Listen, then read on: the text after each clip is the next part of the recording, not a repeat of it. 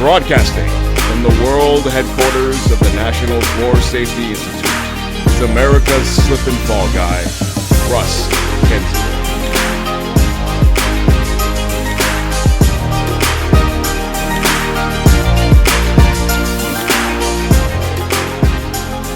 This is America's slip and fall guy, Russ Kenzie. Thanks for listening to my podcast. You know, in the field of walkway safety or slip and fall prevention, it's a common problem for companies, business owners to really get a handle on prevention, especially if you're small. If you're a small organization, you don't have a lot of staff, you don't employ a risk manager, safety professional, managing slips, trips, and falls can be a bit cumbersome. There's many tools that are available in the marketplace, some of which are offered through the insurance industry.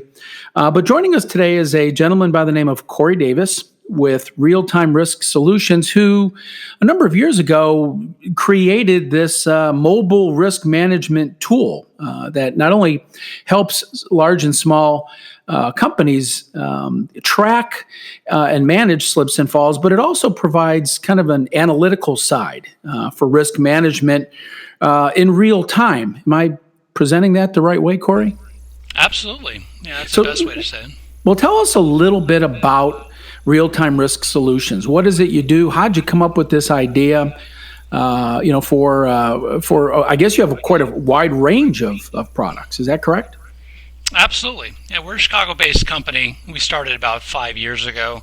Our primary market when we first started was the safety construction market, so essentially focusing on the large to mid-sized construction companies that just didn't really have a good program in place to manage observations or at least do a lot of things on paper in terms of form-based analysis. But it's grown quite a bit since then. We now sell to manufacturers, construction, retail, K through 12, and we focus on all sorts of risk. Things from slips, trips, and falls, like the NFSI app, but things also when it comes down to the retail or even the church environment, when you think about active shooters, right? How do you prepare for an active shooter? Taking a look at things like the religious sector, taking a look at things like camps and child abuse and how you're preventing that. So it's a wide range of things, but essentially we start with a library of best practices.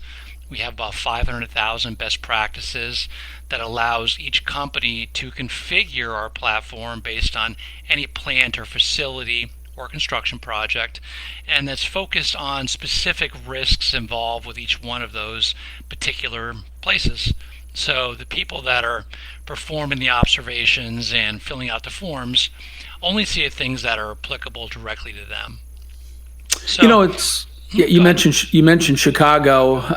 Being based in Chicago, I'm actually from Chicago, and that's where you and I met 3 or 4 years ago at the 1871 Center for Technology and Entrepreneurship, which I was a speaker, and seeing what you had to offer then, which at the time really didn't have anything to do with slips and falls, but was really, as you mentioned, an application for construction facilities, specifically large construction projects, right? Like high rises and that sort of thing, where you can tie all the different people that are on a job site together in live time so they kind of know what's going on. Architects can be online, so to speak, with the GCs, the subcontractors, and know whether the code officials are going to be at the facility that day or specifically at what time. So it really is kind of a network of connecting all the different people in a workplace environment that can impact safety. Is that a good way to round it up?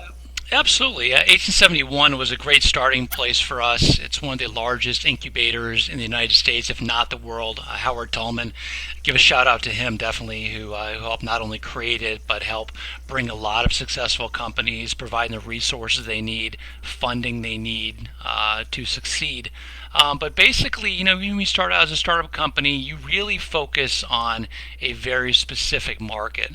And for us, starting within the construction market made sense for us. A lot of our background in our company at that time was in the construction market. But since then, as we started to evolve and pivot, which is the key word, I guess, for a lot of construction startups, by pivoting into other areas, we started to get the ear of a lot of insurance companies. So now one of our largest markets are insurance companies directly. They take a lot of our products that we developed and white label it, provide it directly to their clients. It provides them visibility into how they're managing risk, and then also taking that information and gleaning from that information where they can provide additional services to those clients. So insurance really has become a big pivot for us recently. We've signed contracts with Zurich and Allied, and we have about a half dozen more in the immediate pipeline. So providing access to them and providing them technology solutions not only provides visibility, but also increases a lot of accountability in the market. So that's really what we're trying to focus on now, is providing solutions that can be directly deployed by, it's an old industry, but providing more technology to the insureds to help them collaborate and make sure that they're mitigating risk in real time. Well, you mentioned technology, and you are a technology company. How does it actually work, Cory? It's an app that is downloaded from the App Store at Apple. That's how I got it. And how does it actually work? Kind of explain to folks how the program, how the actual process would function for them. Absolutely. So it starts with a website platform. So you come onto a website and it's configured for that company. But within the website, you have a list of best practices. So when it comes down to the risk within a company, you can go through a library and you turn questions on and questions off. And then people in the field are able to download either an Apple app or an Android app, and it works for any Apple, any Android device, and then it becomes very specific to them to manage the risk. So as they're going through and performing audits, they're taking pictures and notes. It works through voice dictation, which makes it very easy to capture these notes. But most importantly, there's a workflow function that allows companies to find issues, assign them to people within the company, and then also assign to people outside the company. So they're able to really close these risks in real time. And there's also a mobile form component. So a lot of companies that we deal with have paper-based forms. So if you have an accident report or an incident report, or really any paper-based form, such as a daily report, that you find that has a difficulty not only tracking whether or not it's being done, but just purely the cost of bringing that paper throughout the company and file retention, that we allow companies to use our mobile form creator, eliminate those forms, so then all those forms can be filled out on their Apple and Android device. And it's important to note here that the way we built our platform, since a lot of our industries that we deal with don't always have good internet connectivity, everything works offline. So companies and users go in and perform these toolbox talks or safety meetings or perform the observations, but they're able to do it within a boiler room or in the middle of a rural area. And when they come back to a place that has internet connectivity, it automatically pushes it back to the cloud. So it's really a website component, there's a mobile component, and then we take all that information and we have an analytic platform that provides about 75 executive dashboards where you can provide alerts and notifications, custom reporting, lassoing around the data. So it provides visibility back to the home office, which is really important for a distributed workforce, to make sure that the people in the field have the resources that they need to be successful. Well, you mentioned the insurance industry, and that's a obvious generator of this type of a program, since they have such a vested interest in the subject of risk management and of course, our area of slip and fall prevention. Outside of the insurance industry, what customers do you directly sell to, or who is the end user? Give us kind of a typical company that would use your app, your product. Sure. So one of the largest clients that we have is what's called a Defense Base Act client, which is a DBA client. So they have locations all around the world, primarily within military bases. And on those military bases, they're responsible for making sure that the food is done safely, that the custodian restrooms are clean, that slip, trips, and falls are being maintained and cleaned up quickly. So person in those field will go through and use their mobile application. They would open it up to show a list of categories that's very specific to them. And then they're going to go through and they're going to be tracking that these things are being done. For example, on food safety, they'd be going through a list of questions that's provided by HIPAA, where they're going to go through and make sure these are being documented. And the user in the field have a much easier way and a more efficient way for them to manage that. And then all that information from the other user, which is the middle manager user, can then go into the website and they can see these evaluations being done and they can look at trends across their company. It's a totally logical approach. That's, again, as we live in this ever-growing digital world where we all look to minimize contact with paper, storage of paper. It just seems like such a logical approach. Now, sadly, in our industry, slip, trip, and fall prevention, we have seen where a lot of companies really don't want to know, Cory. They kind of play dumb. Slips and falls. Oh, we never had one until this real big one that resulted in usually a lawsuit or a large claim. What's the pushback, if any, that you've maybe faced from industry, from promoting this to companies that hate to say it, really don't want to know about their projects or issues going on within their workplaces? Has that been an issue at all? It is a problem, and it's definitely within our sales cycle that we have to make sure that we're focusing on the clients where their executive team has really said, this is something that we're going to do. We're going to focus on safety. We're going to implement this in the field. It's going to be driven and watched by us. If you don't have executive support on that, it'll never work. So that's one of the most important things, is just making sure that they're on board of what you're trying to do.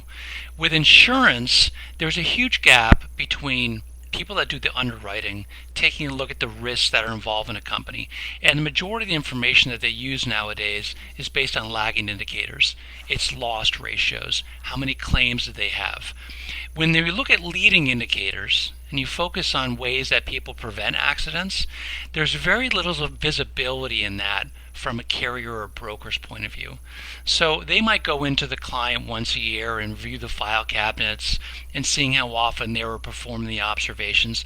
They might even perform loss control and risk engineering activities directly with that client, but it's usually very static. It's usually saying, at this point in time, I went through the insured and I made sure that they had these things in place, and or I gave them a recipe to say, here's what you need to become a best-in-class loss control program.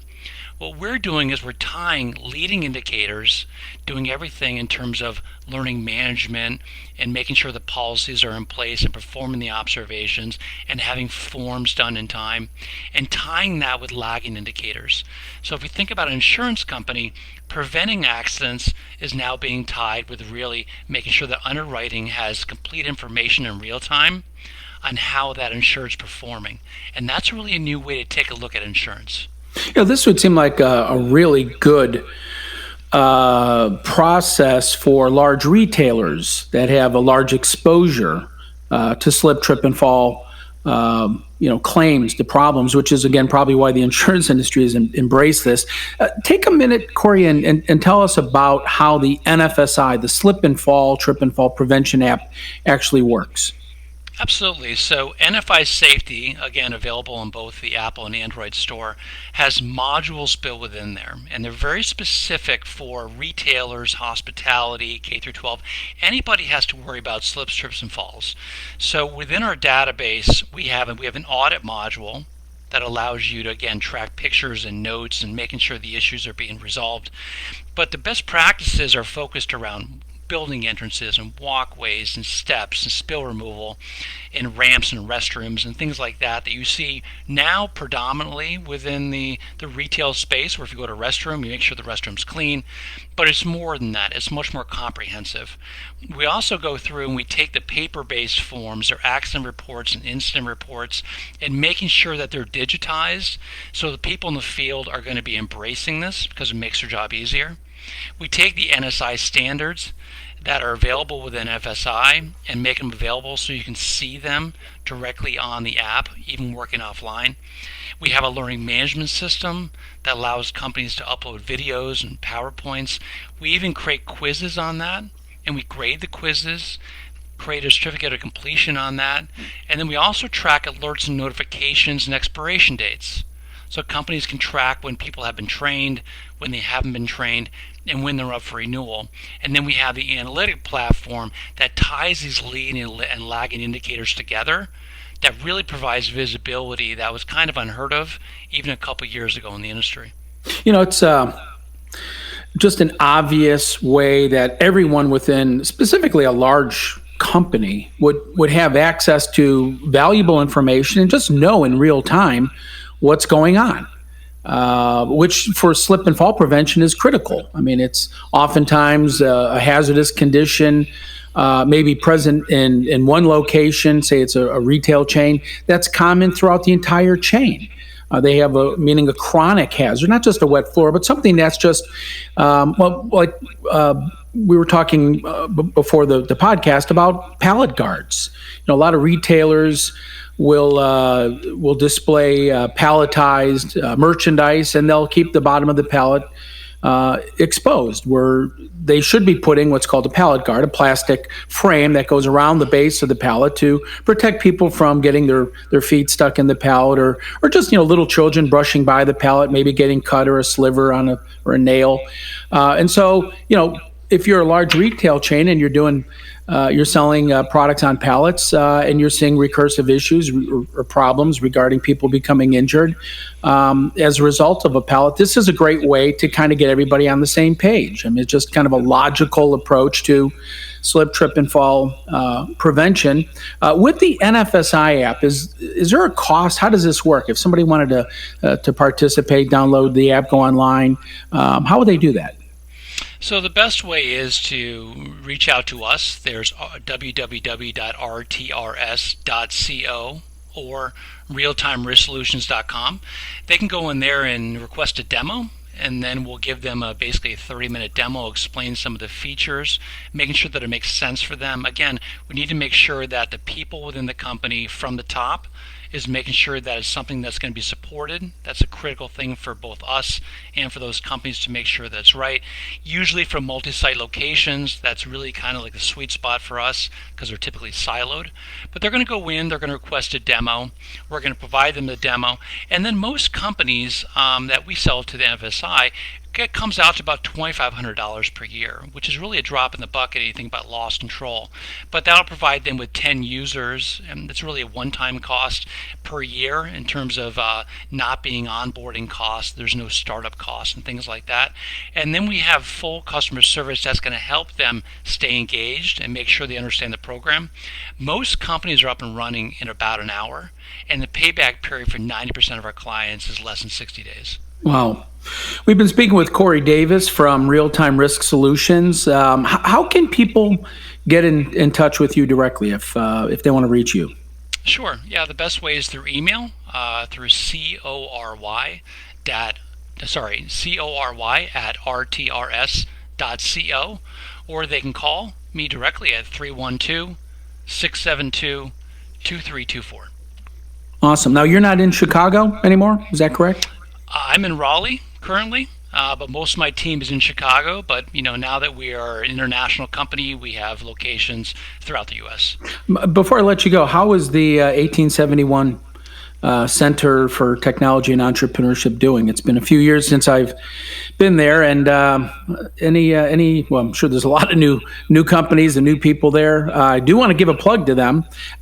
Before I let you go, tell our audience about the 1871 Center. 1871 is pretty amazing if you're starting off a company and you need help and resources, or you just need to get out of your house. It's an open space. There's a lot of community involvement where somebody's working on one thing and you can learn from somebody else. They provide lots of help and training. They're constantly having within their Blackboard, they have a list of all the different training programs, but they bring in experts from the industry that come in and really do a deep dive on very specific portions.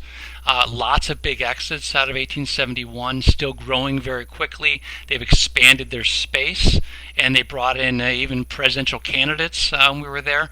We've actually graduated to a place downtown, so we have our own space.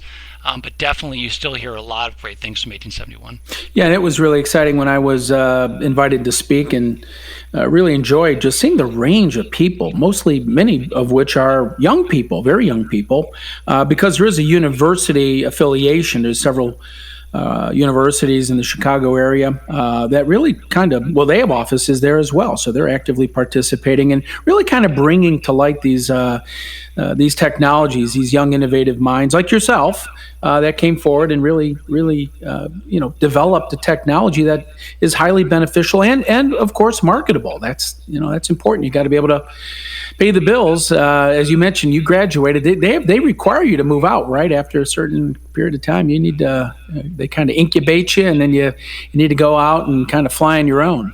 Well, they encourage you to stay as long as you need to. There's no requirement for you to leave. It gets to a point where your team gets so big and the cost of each person, and maybe you want a very central space or you want a quieter space. So it becomes more of a financial question whether or not people are ready to leave. But every company's a little bit different. Some companies are there with 25 people and they're very active and they still use a lot of the resources. But it really depends on the company. Now, one thing that's really nice about it, and I believe they still have it, is free beer and Food Fridays, which if you are a startup company, that's obviously something that's beneficial. And that's sponsored by the companies that help support 1871. Just the energy when I was there, it was just electric, no pun intended, but really enjoyable spending this time with you, Cory. Thanks again for what you're doing for slip, trip, and fall prevention, and just all your other clients. I mean, just bringing this concept, this technology to light really makes a big difference. So we thank you for joining us today. Yeah, thank you for your time, and thanks for inviting us. Well, this has been America's Slip and Fall Guy, Russ Kenzior, thanking you again for listening to my podcast. And remember, don't let your next step be your last step. Until then, take care.